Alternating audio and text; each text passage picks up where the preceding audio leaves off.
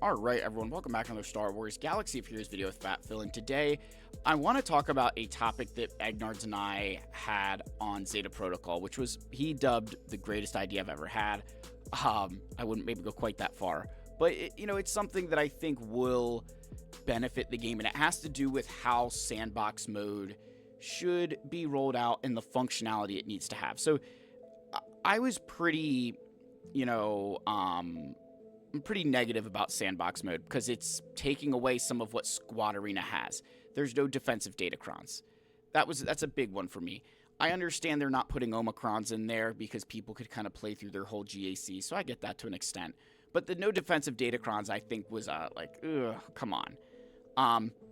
But there is a change that I think they could make that would make sandbox mode far more beneficial for us. And I'm going to preface this and say that my thought for this spawned from yesterday's update. So in the update yesterday, if you guys remember, there was a lot of changes. They fixed up Ahsoka's kit, right? They fixed up Ezra, Marin, they got reset, and then we brought them back up. Their kits are now updated. And then there was a ton of fixes around Major Partagaz, where his entire kit was just not working and it was broken. So this, as we get into our intro here, this is kind of the, the spark for this video, is avoiding these situations where an entire character who has been in the game for over a month, I'm not talking legacy game, he was in Coliseum for a month, and they just figured out that he was entirely broken. There are ways that we can solve that, and I think the answer is by utilizing sandbox mode the right way. Let's get into this.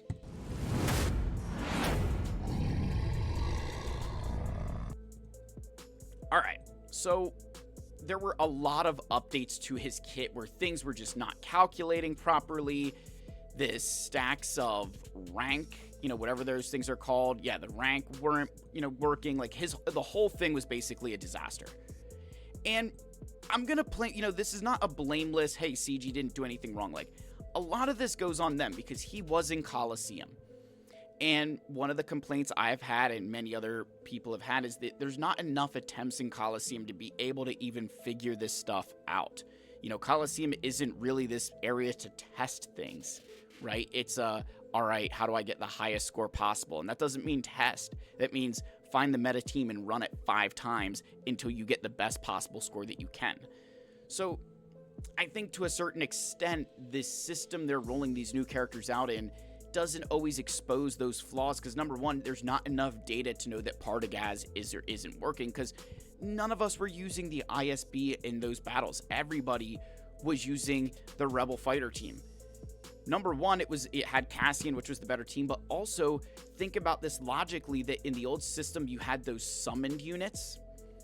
And so in the Cassian team, you only had 1 summoned unit. In the ISB, you would have 2 of them. And those summoned units were significantly weaker. They were not nearly as beneficial to your team. They only had level 1 abilities. So limiting the amount of them in one team was crucial. And that's what the Rebel fighters did. So that's part of it, right? Is, hey, we weren't really using them. But it's also part of it being, hey, you don't even give us enough attempts to even figure out that it's not working. But it's also kind of indicative of the era system, right? Think about the anniversary era, the era, my Eras Tour thing here, era of Andor, right? Think about a character like Stormtrooper Luke as an example. He has been in the game since November 2025. That is when the anniversary era launched, November 25. This coming in, a few days at the time of recording, we'll have our first 3v3 GAC, where Luke will not have his focus datacron. So you figure it is 6 months since his release, will be the first time in 3v3 GAC that you will truly have an accurate viewpoint of how good or bad this character is. That's concerning. That to me is a problem. Because you can say, oh, well, I don't have the FDC, but a lot of people did get the focus datacron. Similar situation with the ISB. It's a similar situation with the Andor team. People are going to get their focused datacrons for the next 3 months. And then it's going to be 3 more months until we really understand what those characters look like. My solution as I had kind of alluded to earlier, is utilizing their new sandbox mode that's supposed to be replacing Squad Arena here. I have been very, very negative on this entire sandbox thing, and a lot of it has to do with removing the function of Squad Arena where you can test defensive datacrons. And not only that, I can test against teams that aren't my own. So I can go up and test Zach's team, and then I can go up and test Swerter's team and Darkside Poner. Like, I can test against all of these different scenarios. In this sandbox mode, it will purely be my roster. So if I don't have that delta, I'm not going to be able to understand it. And then there's no defensive datacrons in there, which is a whole other issue entirely. However, one way that I think they could make a game mode like this sandbox mode, make it significantly better, is give us access to the era units in sandbox mode.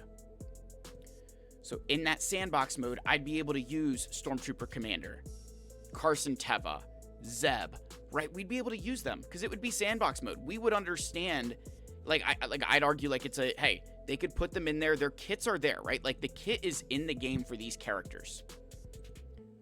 So what we would be able to do is you could figure out, hey, Stormtrooper Commander is really good. This is the best team. And then by the time he's released, everybody understands how to use him.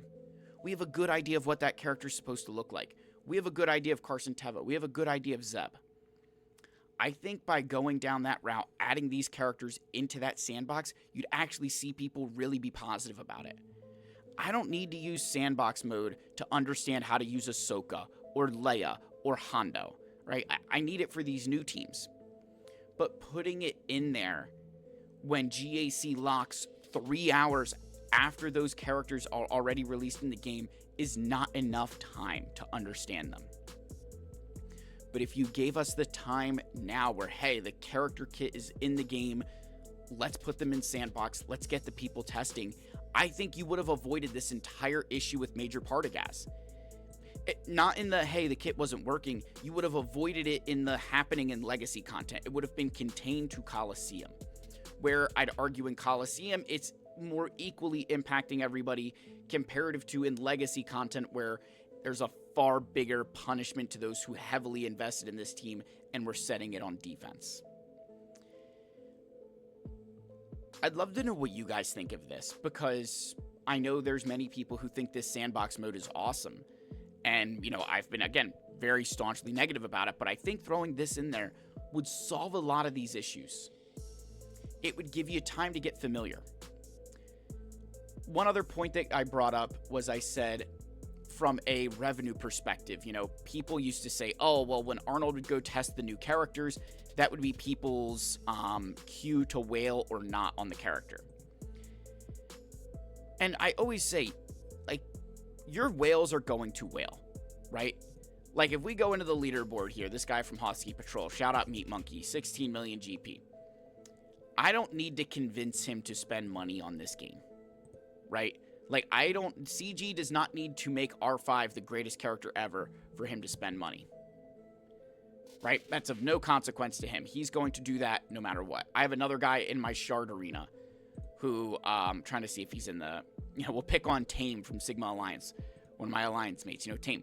We don't need to convince him to max level R5.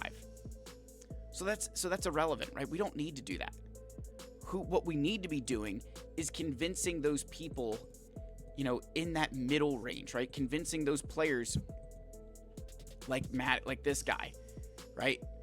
Convince him to take the character further, right? It's convincing these middle of the road players who maybe are spending a little bit of money. Hey, spend a little bit more because the character is good. You don't need to convince the top players, right? They don't need convincing. It's always that middle group.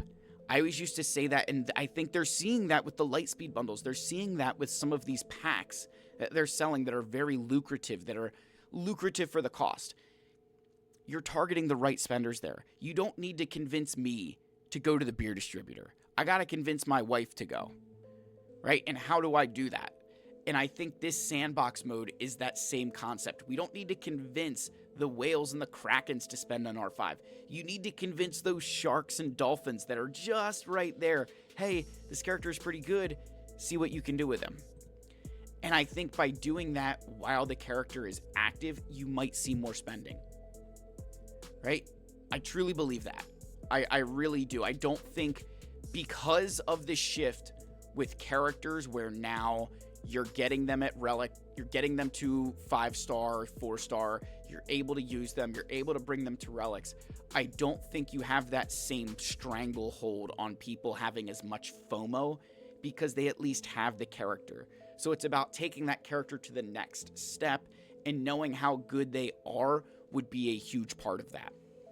Again, it's the people, you're targeting the people who otherwise would not. And then you get into sunk cost fallacy, and now I've just, convinced everybody to spend on 5 other characters because they wanted one of them. Now, I'd love to know if you guys think this change would be good. Do you think that would be a direction for the game to head, to put those characters into the sandbox mode? And one, avoid these embarrassing, hey, the kit isn't working, but also giving you time to understand the team, mess around with it, see what counters are, see what it can counter.